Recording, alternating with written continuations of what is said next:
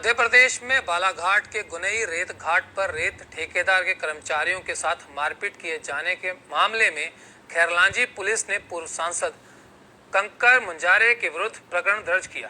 दर्ज एफआईआर के अनुसार रेत ठेकेदार राजेश पाठक के निर्देश पर अजय गुनई रेत घाट तक जाने के लिए अपनी मशीन से मार्ग बना रहा था। तभी मुंजारे अपने साथी इंद लिल्हारे खुरसोड़ी और अन्य लोगों के साथ फॉर्च्यूनर कार से वहां पहुंचे और उसे मशीन से खींचकर गाली गलौज करते हुए मशीन बंद करवा दी। वहीं जिले की रेत खदानों के समूह का ठेका लेने वाले राजेश पाठक के साथ निवर्तमान नपा अध्यक्ष अनिल धुवारे, संजय सिंह कछवा और अन्य साथियों ने इस घटना को लेकर नाराजगी जताई।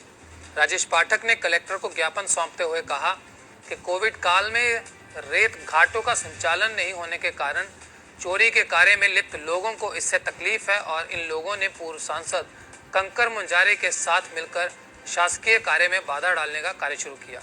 उन्होंने मुंजारे पर रेत चोरों की मदद और उन्हें संरक्षण देने का भी आरोप लगाया।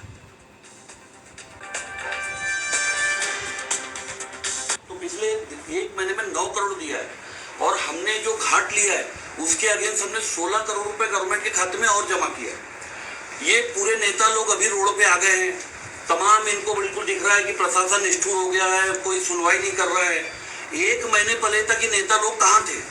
जब कंकर मुंजारे जी के घर के सामने से भटेरा से भर के 500 ट्रैक्टर निकलते थे और सब जगहों से सेटिंग होकर चल रही थी, तब इनको नहीं दिख रहा था। नहीं, समनापुर से रोड डंपर चल रहे थे, सभी जगहों से चल रहे थे। जिले में हर जगह चोरी हो रही थी। आज पूरे जिले के जो रेत चोर थे है वो इनको बुलाए जा रहे हैं और ये विशेष आमंत्रित सदस्य के रूप में अपनी गाड़ियां लेके गुंडे लेके पहुंच जाते हैं। कल गुनई घाट का मामला ये है कि मैं खुद वहां मौजूद था, मुझे पता कि चला कि कंकर मुंजारे जी आए, तो मैंने बोला चलो इनको जो देखना है ये दूर से देख ले।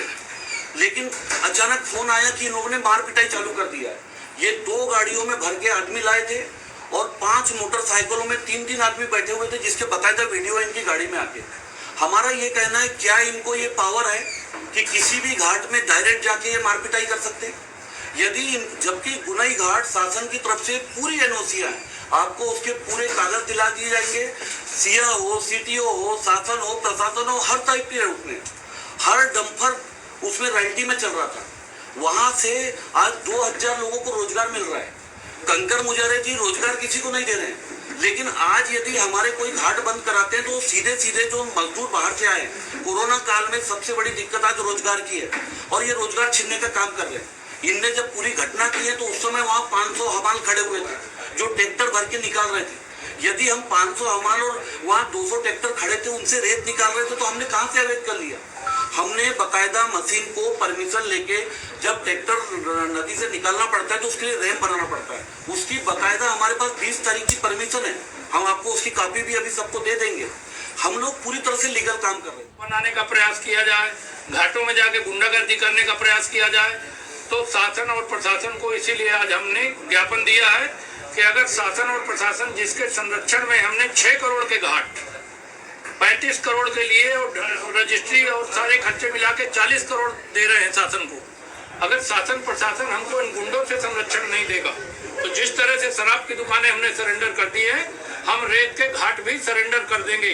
ये मांग हमने आज कलेक्टर साहब, एसपी साहब और सभी अधिकारियों से की है और ऊपर भोपाल तक इसकी सूचनाएं हमने सबको भिजवाई है कि हमको संरक्षण दिया जाए। हम लीगल काम कर रहे हैं, रॉयल्टी पटा रहे हैं।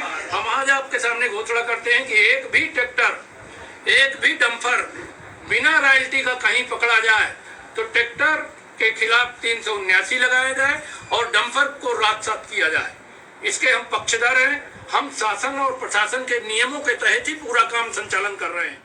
इसमें जो एक फरियादी है अजय लिल्हारे, उसने लिखित में शिकायत की थी कि कल शाम को 5:30 बजे वो राजेश पाठक जी की तयशुदा मतलब जो स्वीकृत खदान है वहाँ से रेत उत्खनन का काम कर रहा था। तो उसी समय एक सफ़ेद कलर की 2 गाड़ियाँ, एक फॉर्च्यूनर और एक सफारी, उसमें पूर्व विधायक और सांसद कंकर मुंजारे जी और साथ में करीब 8 लोग वो आए और उन्होंने रेत का काम चल रहा था उसमें बाधा पहुंचाई और उनके साथ मारपीट की। इसी को लेके कल एफआईआर दर्ज हुई।